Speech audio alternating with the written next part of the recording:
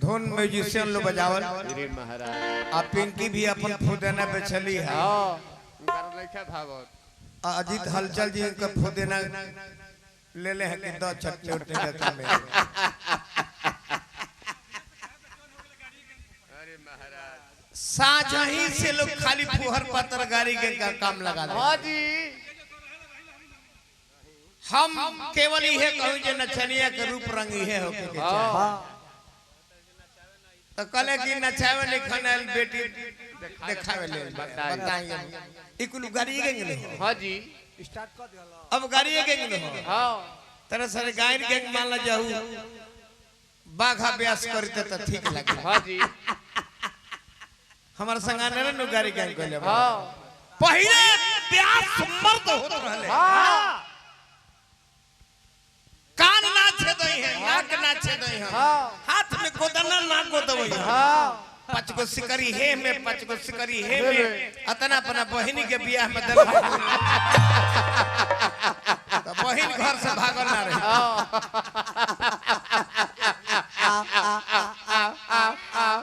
ई गहना दे देले रहते तो पहुनवा ना खिसी आई। हां जी महाराज ऐसा तो हम देखबे ना कहे। अब कान छेदाल नाक छेदाल हे में सिकरी हे में सिकरी हे में सिकरी अरे गहना दे देल रहता तो पहुनवा आज तो खिजल ना रहे। बहनी के घर से ली ना गोइल कहने के चल। हां खैर कोनो बात जो कॉलर रहते सन कहे के पड़ी न। हां जी काहे से है कि जे जैसन कहलो सन कहे के पड़ला परेला जे जैसन रहलो सन रहे के पड़ला। परेला मुख्य बात ई बा जे दुधार गाय के लतो तनी मनी सहे दुधार के सहब हां कहे करे बैलंटन के खैर कोनो बात न छोड़ हेलो तनी हमरा में मीट लागेला इको कम लागेला रिटर्निंग आवता। हां रिटर्निंग आवता हॉर्न से। हेलो पहले हम क्या थे आज हम क्या हो बैठे। अरे जिंदगी के तलाश में हम जिंदगी से हाथ धो बैठे। आवाज बोल्ड होके के चाहिए। तहार आवाज बात बुझाते के पीली के पोछी पलात धइल बा। आया तना बेचैन होके साज बाज बजावत रहो गावत रहो। हम चाहने जे तारा गाना में के एगो शब्द हमरा बुझाओ जे कौन शब्द के उच्चारण करता रहो बाकी ना बुझे पौनी तना ना काल किच कोई पेंजुआ ठकैसा हे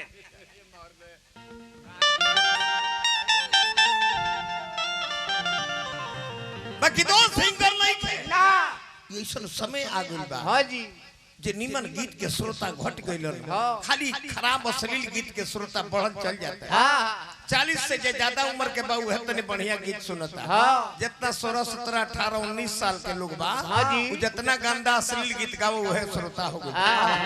बाकी समियाना के गीत आ घर द्वार पर के गीत में अंतर होला। हां जी आज हमने गाइल बन जा कहीं घर द्वार के आंगन बा हां एजे लगल तू बेटी के बात कहला त तारा बहिनी के हमरा लाज लागत हला कहे के पड़ला। हां मजबूरी जे ना कह तो लोगवा कहि जे अजीत हाल चालवन का के कहि से कल सही ना जवाब देले है ए से देबे के पड़ल। हां जी देहती ना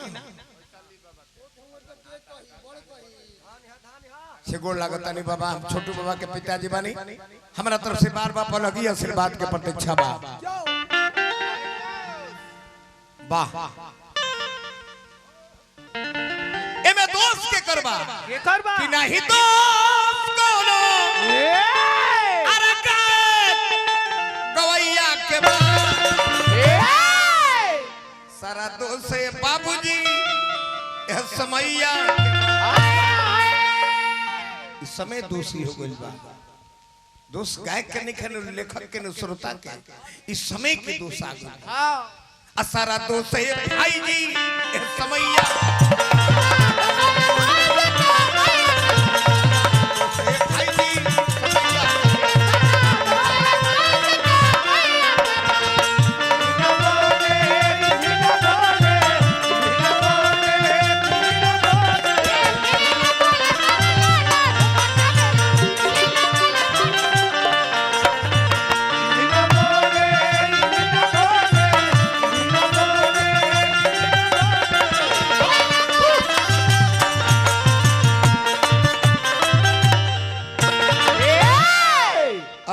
बाबू हमरो माला स्वीकार करी रे बात लयदार बानी।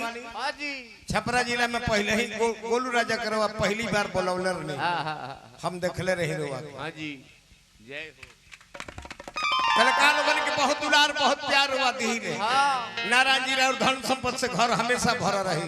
कैसे कि गवैया लोग के दिहल कहीं जाला ना। हाँ जी 500 रुपया फिर पानी हम हार्दिक हार्दिक अभिनंदन शुभकामनाएं। पिंकी घिर नहीं हो जा। अरे बदल गई गाना केहू कुछ गावता केहू करते नहीं खे माना कि नहीं दोस्त कोनो अरे अली खवैया के बाद सारा तोते भाई जी खवैया तोते भाई जी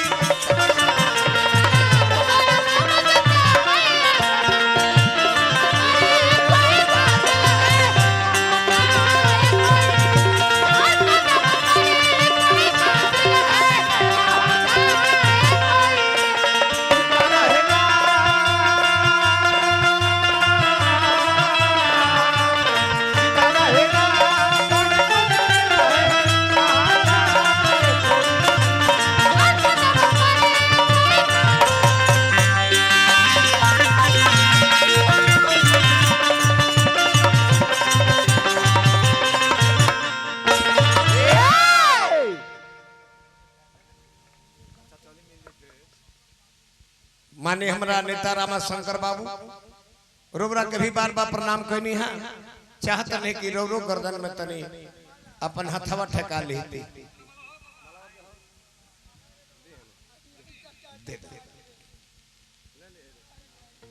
देता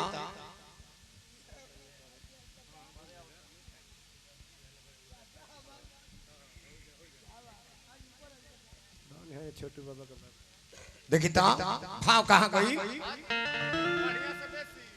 आज बढ़िया से बेसी बाउरे के मोल बा।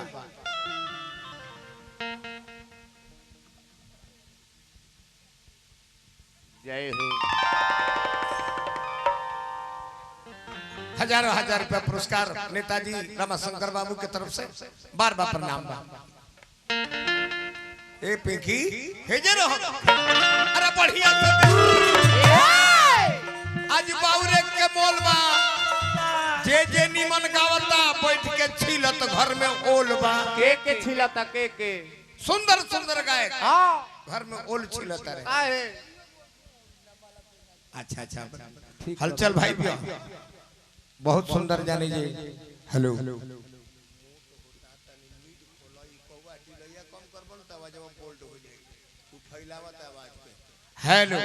तने और कम करो। हेलो रह दी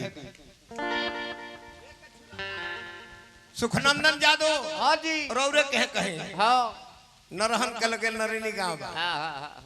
कपड़ा के दुकान खोले बड़े। हाँ जी कलकत्ता में जे शालीमार में तो भीड़ हुई जे आज पहले सुखनंदन यादव महाभारत के मर्मज्ञ हवन। संस्कृत में ही असलो कहीं आज प्रोग्राम कर बंद बा। पुलिस राय स्वर कोकिला कहा तले स्वर्गीय वीरेंद्र सिंह के चेला छठियों के दिन गौनई के प्रोग्राम में खेल भरत शर्मा देव कुमार सिंह मुन्ना सिंह सब घरे बैठल।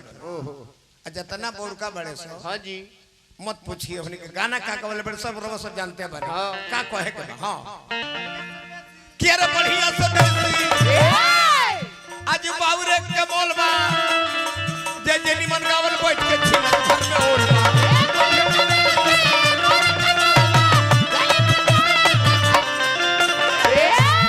पहले व्यास धोती कुर्ता पहन के मंच पर जई है तो व्यासन के देखे खातिर एड़ी लगा के लोग देखी जे केने बैठल बड़े गायत्री केने वीरेंद्र सिंह केने गुलाब केने हरिहर केने बच्चन मिश्र केने बैठल बड़े राम अनुज सिंह। अब गाड़ी पे से उतर के व्यास आवत रे सर ये लोग के केहू पूछतो नहीं खे और गाड़ी के शीशा में से नचनिया के झाके लगत रहे। कौन ही नचनिया में कौन ही हो गलती ना करी समय के बदलाव। हाँ जी हई कान में बाली पहनले बड़े नाक में छुछी लगौले बड़े तहर मामा जी नहीं अजीत हलचल जी के मामा जी हैं, वहाँ के हम अपना तरफ से बार बार फॉलो कहनी है। नाम का वहाँ के हाँ चुनो बाबू जी बहुत बहुत धन्यवाद, हार्दिक अभिनंदन शुभकामनाएं। हाँ नहीं कर देखनी है नु मर्द गोदना गोदवा मेला भर भाई गोदना गोदवा अरे महाराज व्यास देखनी लील गणास देखनी हाँ। बाकी मऊ गणास ना देखनी भर हाथे जानी जब गोदना गोदवा टैचू हटाई